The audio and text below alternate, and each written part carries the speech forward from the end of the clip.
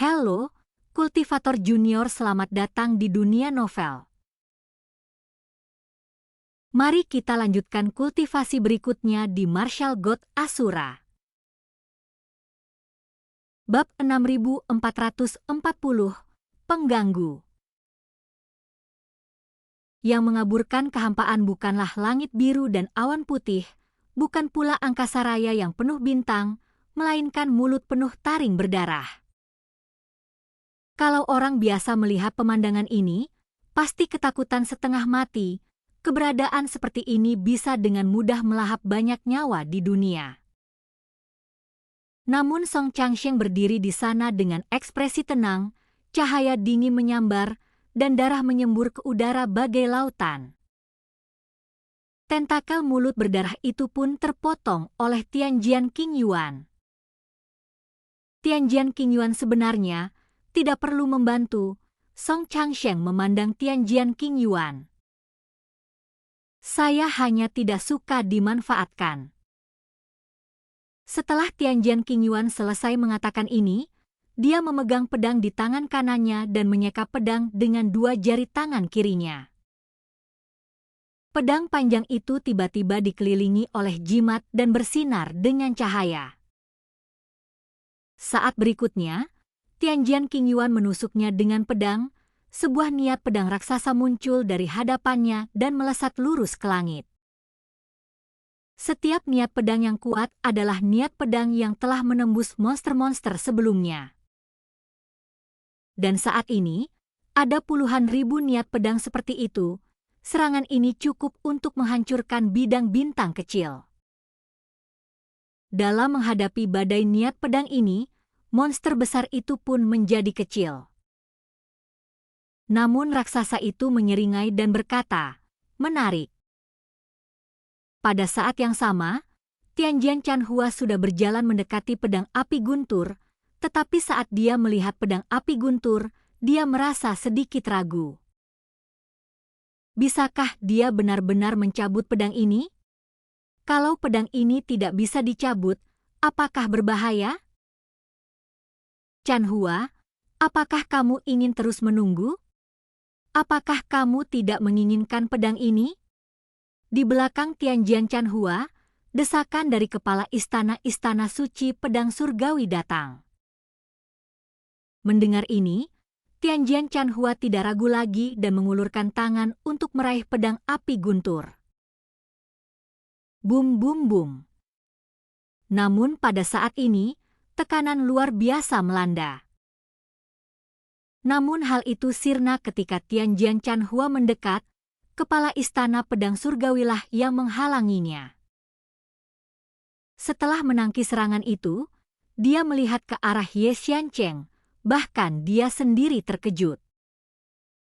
"Apakah itu kamu?" Ye Xiancheng terlihat memancarkan aura suci di sekujur tubuhnya, dan kultivasinya telah mencapai tingkat Dewa Surgawi tingkat 5. Xiancheng, orang tua Ye Xiancheng menatap Ye Xiancheng dengan tatapan rumit. Mereka tahu mengapa Ye Xiancheng memiliki tingkat kultivasi yang tinggi. Karena Ye Xiancheng memperoleh warisan abadi, ia memiliki kekuatan leluhurnya.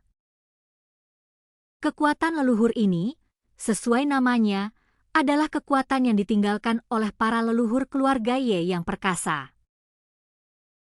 Kekuatan ini dapat dikonsumsi dan akan berkurang setiap kali digunakan.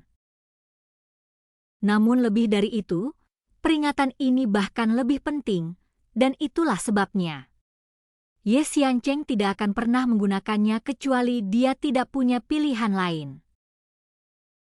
Namun kini, sudah jelas ia telah mencapai titik di mana ia harus digunakan. "Aku memperingatkanmu, jangan sentuh pedang itu," Ye Xiancheng berkata pada Tianjian Chanhua.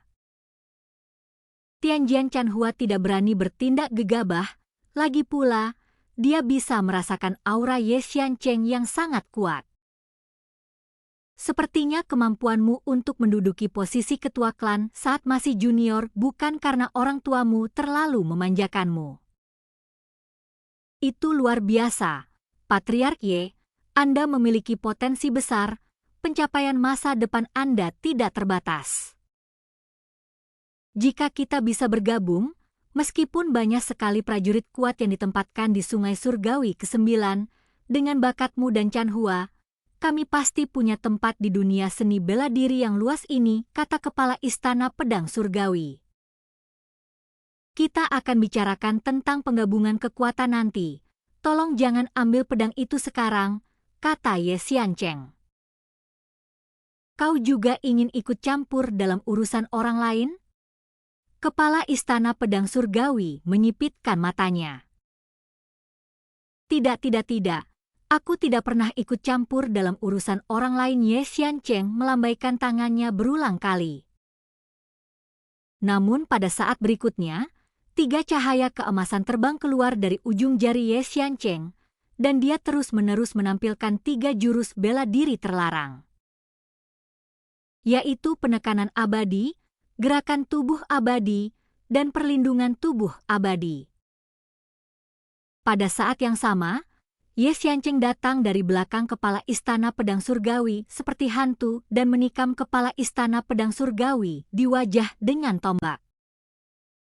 Kepala Istana Pedang Surgawi buru-buru mengangkat pedangnya untuk menangkis, tetapi tombak ajaib di tangan Ye Xiancheng tiba-tiba menghilang.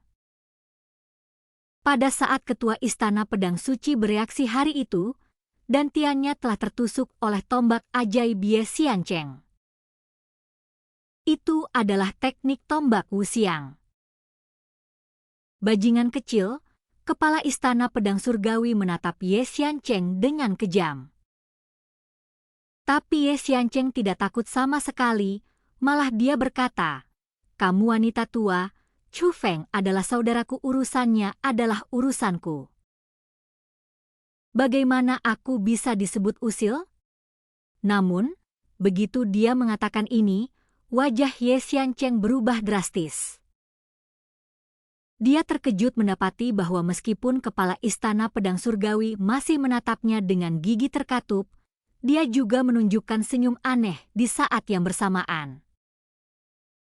Merasa ada yang tidak beres, Ye Xiancheng mengayunkan tombak ajaib di tangannya dengan cahaya keemasan. Dia ingin membunuh Kepala Istana Pedang Surgawi secara langsung. Namun saat tombaknya dilepaskan, jantungnya menegang, ia merasa tembakannya meleset tak terasa daging dan darah, melainkan melayang di udara.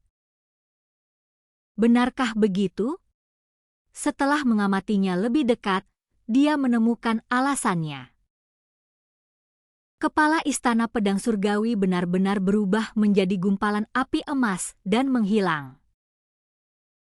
Seketika, api keemasan mengembun di udara yang jauh dan mengembalikan wujud Kepala Istana Pedang Surgawi. Bahkan luka di dantiannya masih ada, namun saat ini ia juga sedikit berubah. Aura keemasan muncul di sekelilingnya, dan seluruh temperamennya pun berubah. Luka yang ditusuk Ye Xiancheng juga pulih dengan cepat, bahkan pakaiannya pun dipulihkan. Hal ini membuat Ye Xiancheng menyadari ada sesuatu yang salah. Biasanya, serangannya mengenai sasaran, dan Kepala Istana Pedang Surgawi seharusnya tidak memiliki kekuatan untuk melawan, tetapi situasi saat ini tidak seperti yang diharapkannya. Dia tahu bahwa dia telah meremehkan metode Istana Pedang Surgawi. Pada saat ini, semua orang dari Istana Pedang Surgawi terbang ke udara dan berdiri rapi di belakang Kepala Istana. Semuanya melantunkan mantra. Cahaya aneh terpancar dari tubuh semua orang. Jelas bahwa perubahan yang terjadi pada Kepala Istana Pedang Surgawi saat ini tak terpisahkan dari mereka. Di usia semuda ini, apakah kamu mencoba belajar untuk setia? Tetapi tahukah kamu harga kesetiaan? Klan Abadi Ye akan diusir dari dunia seni bela diri ini karena satu pikiranmu.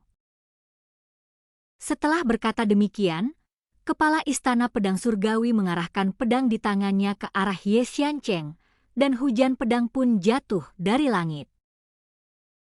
Namun Ye Xiancheng baru saja mengayunkan tombaknya, tiba-tiba sebuah kekuatan dahsyat melesat bagaikan seekor naga raksasa, menelan semua hujan pedang di angkasa.